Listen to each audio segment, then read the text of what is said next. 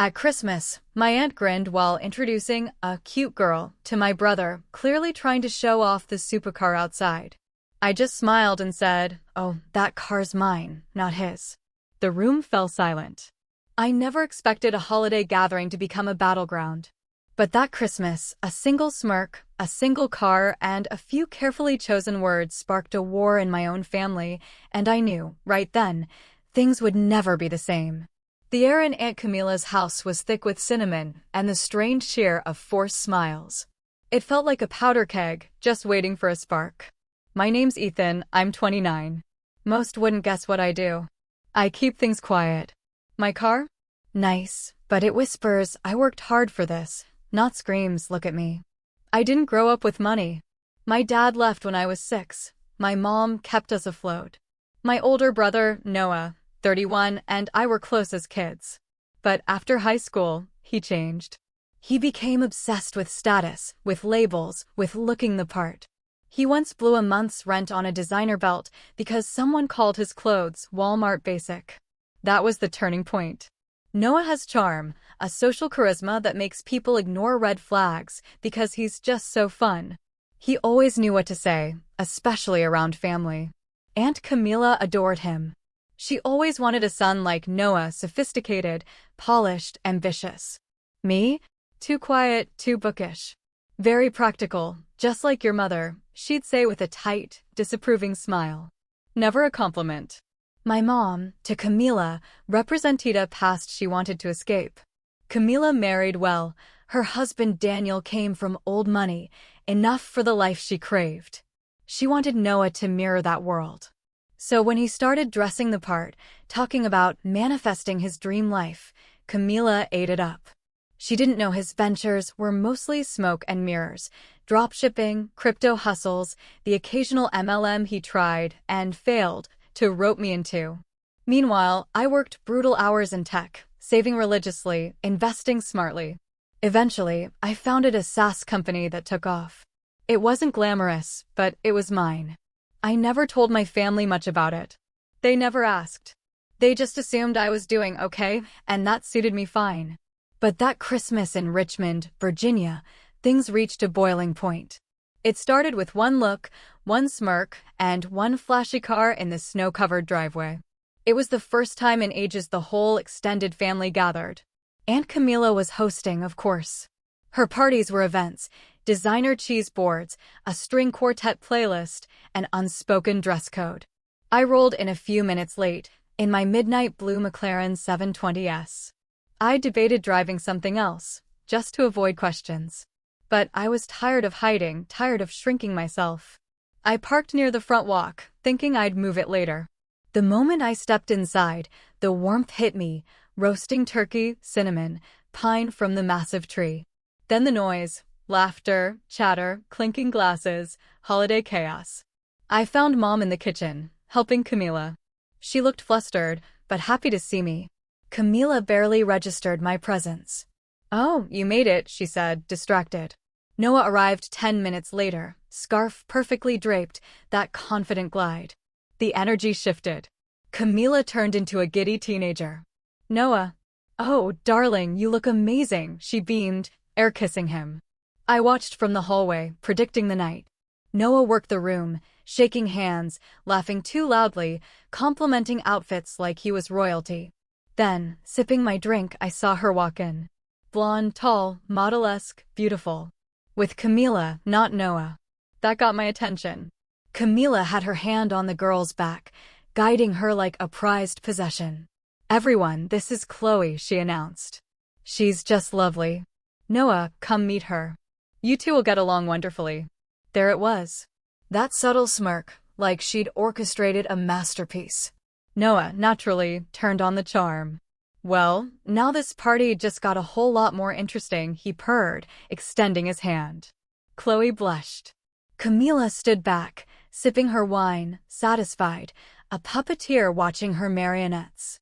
Then she dropped it, casually, almost offhand, but loud enough for everyone to hear. "And of course, Chloe, I'm sure you noticed the car out front. That's Noah's.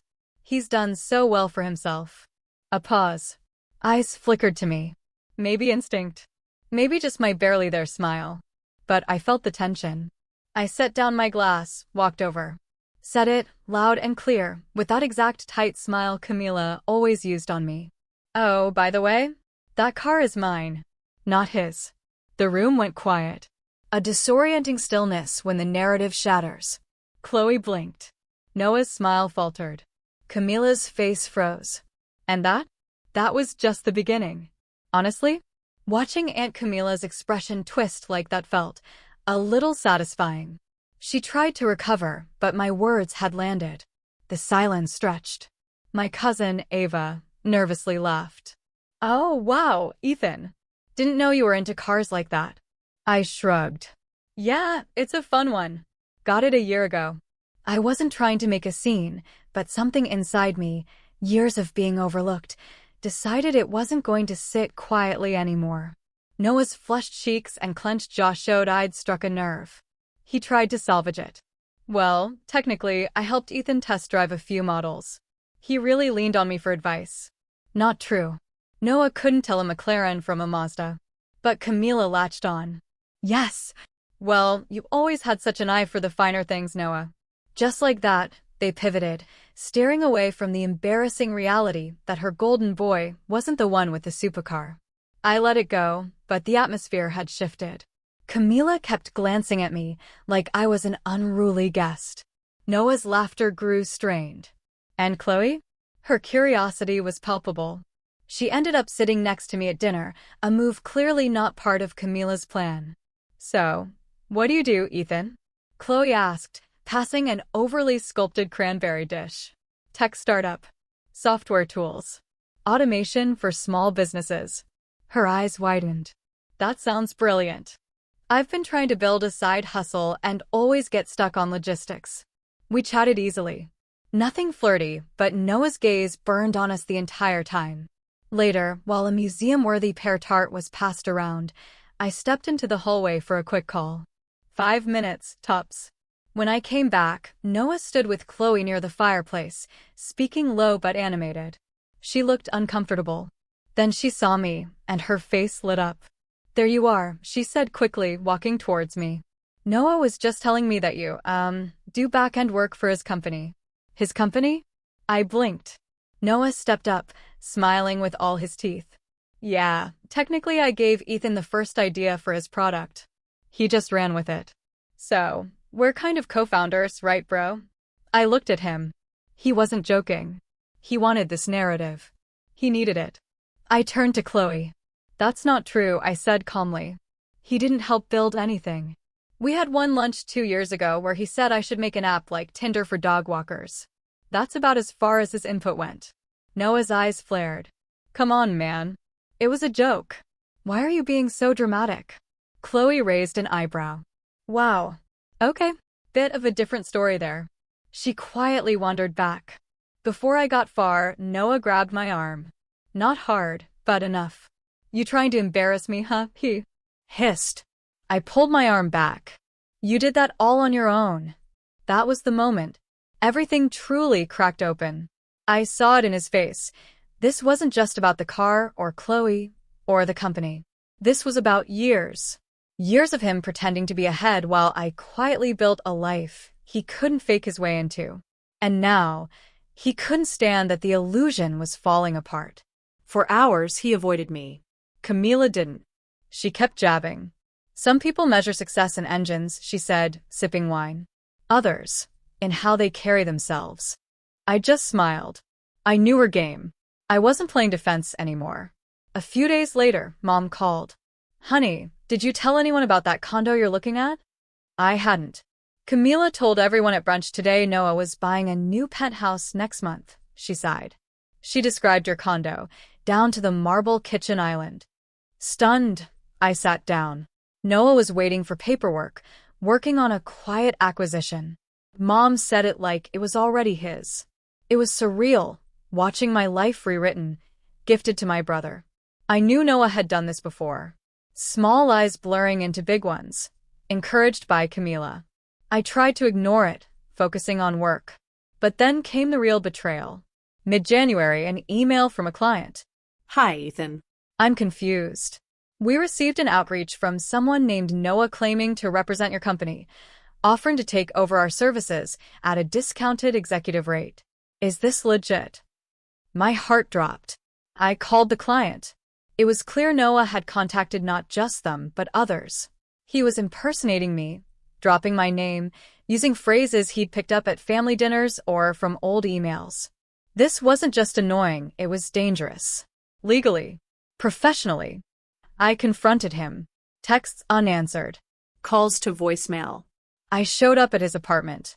He opened the door shirtless, protein shake in hand. What's up, bro? I skipped small talk. You impersonated me. That's fraud. He blinked, then laughed. Calm down. Just trying to bring in more business. You should be thanking me. By lying? By offering fake deals? He shrugged. You've got plenty. Why not share the wealth? That was it. That was the moment I understood pure, unadulterated entitlement. Noah truly believed he deserved what I had. Without the work, he'd cross any line. What burned worse was knowing Camila would defend him. And I was right. When I told her, she wasn't shocked. You two have always been competitive, she sighed. Noah just admires you. Maybe if you were a little more inclusive, he wouldn't feel the need. Inclusive? Like I owed him access to everything I'd built? That night, staring at my apartment ceiling, I thought about all the times I'd bitten my tongue.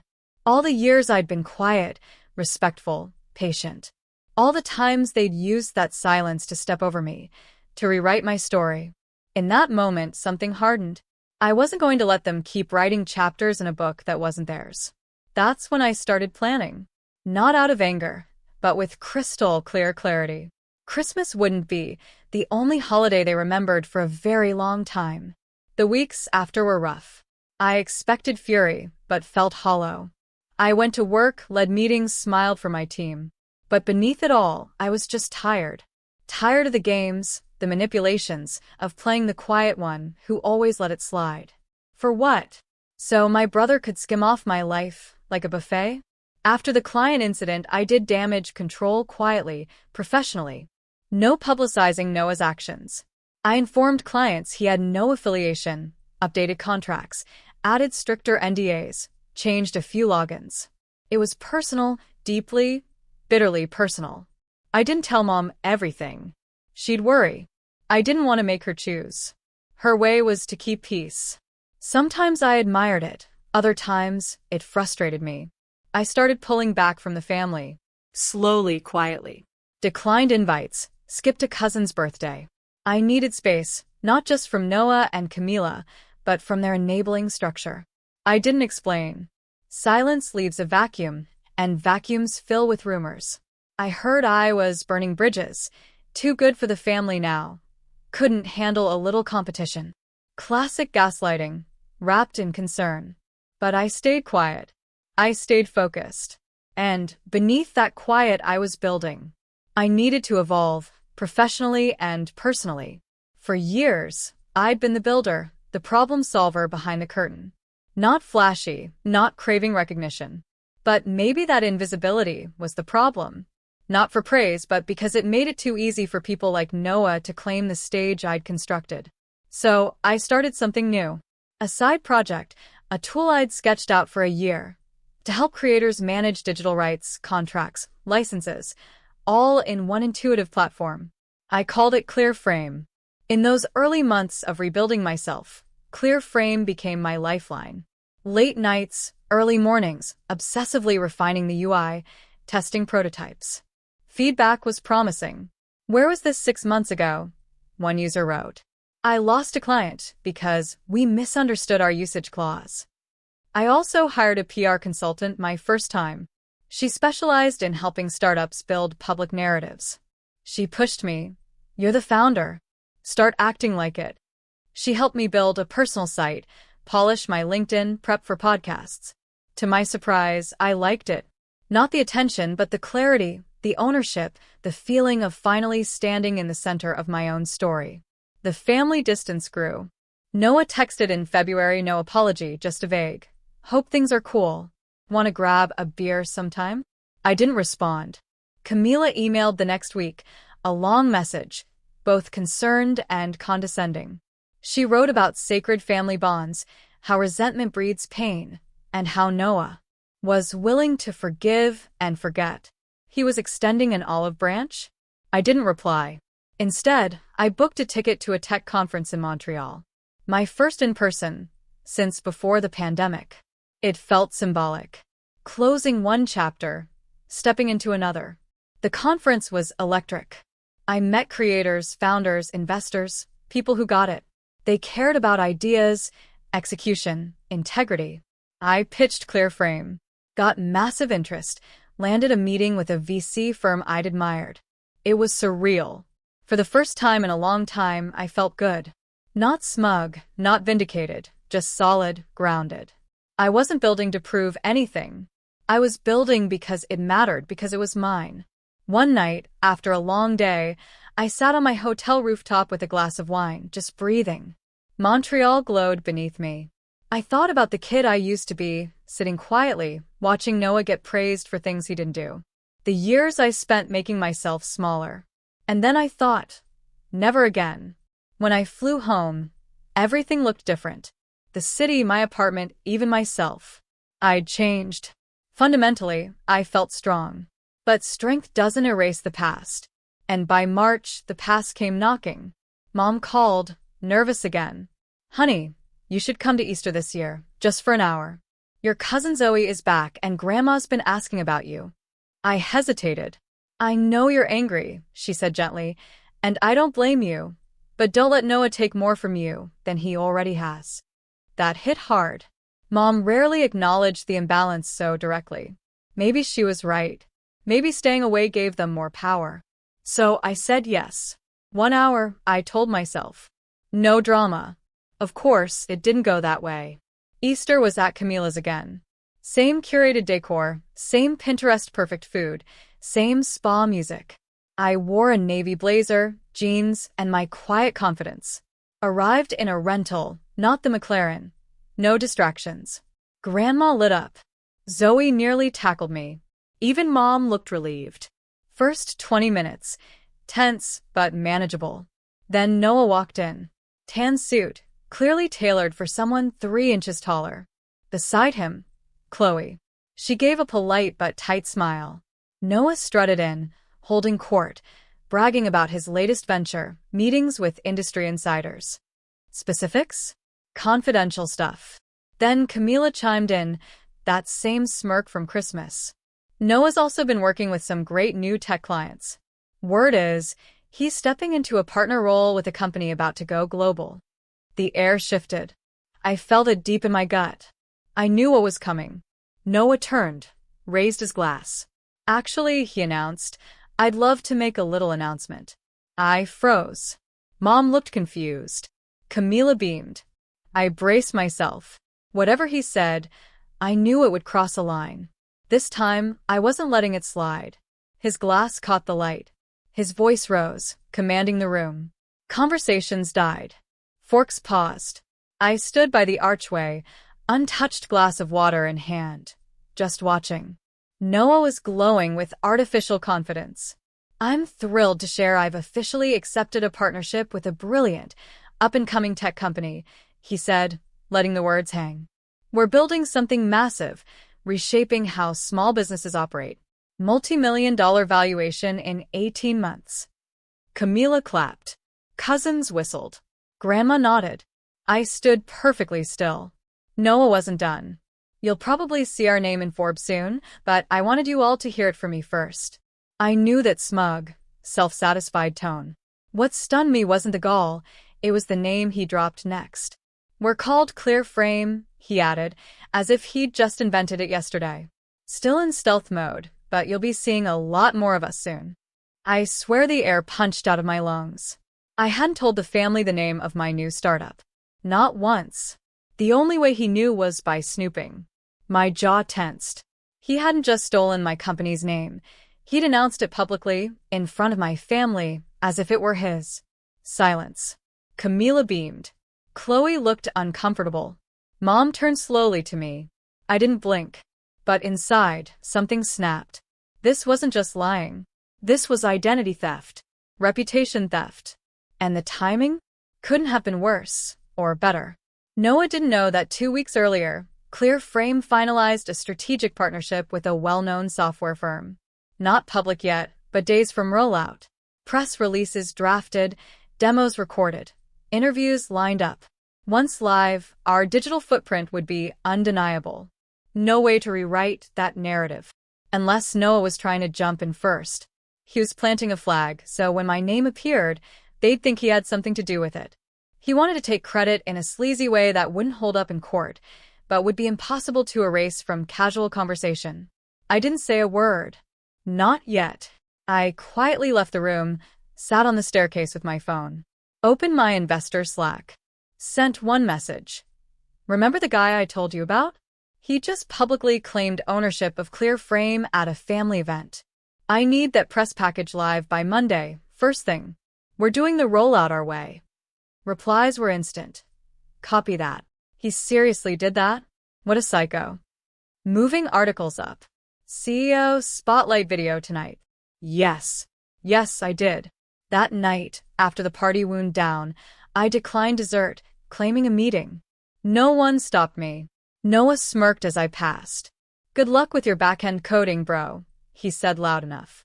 Don't forget to thank me when Clear Frame goes public. I stopped, turned, and smiled. Oh, don't worry, Noah. You'll be part of the story. He didn't get it. Not yet. But he would. At home, I didn't even take off my shoes. Dropped keys, threw on a clean shirt, set up my camera, hit record. No script needed. I spoke from the heart. Introduced myself as Clear Frame's founder. Talked about why I built it, for whom, the years of quiet work, our partnerships, the team, the vision, my story. It was clear, authentic, personal. And it was mine. We sent it to every outlet, posted it across our socials. My PR manager arranged a Tech Digest feature. It all went live Monday morning, 8 a.m. sharp. By 8:03, trending on LinkedIn. By 8:10, my inbox exploded. By 8:30, an unfamiliar number called. I didn't answer. At 9 o'clock, Noah texted. WTF? Did you just do? I left it on read. But I wasn't done. I wanted his lies exposed publicly with receipts. I documented everything. Every screenshot, every text, every instance. Noah blurred his fantasies with my reality. Then I called in a favor from a friend who ran a YouTube channel about tech drama and hustle bro grifters. I sent him the entire package. Spoiler. He thought it was worth telling. His video. How a fake tech bro tried to steal his brother's startup and got caught in 4K. Names and faces blurred, legally clean, but the story was unmistakable. Online, people aren't stupid. The context, the screenshots, the Easter brunch detail. It didn't take long for the pieces to click. No one wanted to ride my coattails. Instead, he became a cautionary tale. I wasn't trying to ruin him. I just wanted him out of my shadow. Noah thrived in gray areas, half-truths, unspoken assumptions, social manipulation. So I turned on the lights. And that's when everything began to crumble. Mom called a few days later, her voice shaking. Did you really build all that by yourself? Yes, I said simply. She didn't say much else, just that she was proud and sorry she didn't see it sooner. The best part? A week later, a LinkedIn message from Chloe. Hey, just saw the Clear Frame rollout. Amazing work. Also, that brunch was wild. Hope you're doing okay. I smiled, typed a polite reply, and got back to work. Revenge doesn't always scream. Sometimes it comes with silence, with receipts, with truth broadcast loud enough to drown out every lie. But I wasn't done. Noah still had one more card to play, and I was ready. He never knew how to lose quietly. Even as his ground crumbled, he kept grasping. After Clear Frame went public and the YouTube expose gained traction, I expected backlash. But I underestimated how deeply he believed he was invincible.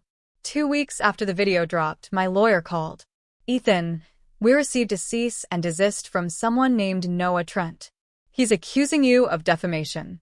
Claims you stole his intellectual property, which he supposedly shared with you in a private brainstorming session.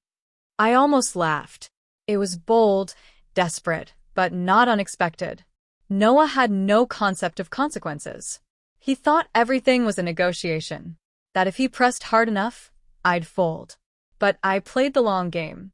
I documented everything: dates, pitches, filings, trademark applications. My company had airtight logs. We had a receipt trail longer than a CVS coupon. So, I didn't just defend myself. I went on offense. My lawyer and I drafted a brutal response. We included our legal documentation, the timeline, screenshots of Noah's attempts to poach clients and impersonate a partner. We submitted our own legally binding cease and desist. And to ensure the message landed, I instructed my PR manager to release a second press package. Not about the product, about integrity, titled, "Building a Startup in the Age of Scammers: Why Truth Matters More Than Ever." It never named Noah, but it outlined the growing trend of impersonation in the startup world, especially from wannabe entrepreneurs who think charisma can replace code. It ended with a message about resilience, about standing firm when someone tries to take what you've built. It hit LinkedIn like a thunderclap. Within a day, comments flooded in: support, admiration, other founders sharing similar stories. And amid that, silence from Noah. He'd gone radio silent. But behind the scenes, he wasn't done. I heard from a friend that Noah was telling people I'd fabricated everything, that I was jealous. But lies only work when no one checks facts. By now, everyone was checking. He lost his consulting gig, got dropped from 2 speaking panels he'd never earned. And Chloe? She left him. She never made it public, just disappeared from his socials and reappeared on mine weeks later with a simple message: "Guess you really were the builder." I didn't respond romantically. That wasn't what this was about. But it felt good. Not because I won her, but because truth eventually speaks louder than charm. Camila, on the other hand, didn't go quietly. She called Mom in a fury, demanding answers. Why would Ethan humiliate Noah like this? Why couldn't he let it go? They're brothers. Mom listened quietly, then said something I'll never forget. Maybe you should have taught Noah to stop taking things that weren't his. That was the end of it. I never heard from Camila again. But my favorite part, the most poetic piece of this whole mess, came 6 weeks later. Noah tried to launch his own company. I got an email alert from a name I didn't recognize. Some half-baked domain using buzzwords like synergy and disruption. But I knew it was him. It was always him. He'd slapped together a website with vague language, an AI-generated logo, and a fake team of stock photo employees. And what did he call this new venture? Frameline. I laughed out loud, alone in my apartment. So transparent. So desperate. He couldn't even come up with a name that wasn't a cheap knockoff of the company he tried to steal. My legal team handled it in under 48 hours. Trademark infringement, IP violation, domain takedown requests. We moved faster than he expected. By the 3rd day, the website was down. LinkedIn page removed. Gmail account suspended. Frameline ceased to exist. But I wasn't done yet. True revenge isn't about destruction, it's about education. So I reached out to my old college. I'd been invited to speak at their entrepreneurship series before, but always declined. This time I said yes, and I told them I wanted to talk about ethics in entrepreneurship. The auditorium was packed. Students, professors, local founders. I gave a talk titled, "What Happens When Someone Tries to Steal Your Startup and Why You Let the Work Speak for Itself." I never said Noah's name, but I didn't need to. I told the full story, scrubbed of personal identifiers, focused on principles, not pettiness. The audience was riveted. During the Q&A, a kid asked, "What would you say to the person who tried to take credit for your company?" I smiled, looking out. "I'd say thank you," I said, because they reminded me that silence isn't always strength. Sometimes you have to stand up and say, "This is mine."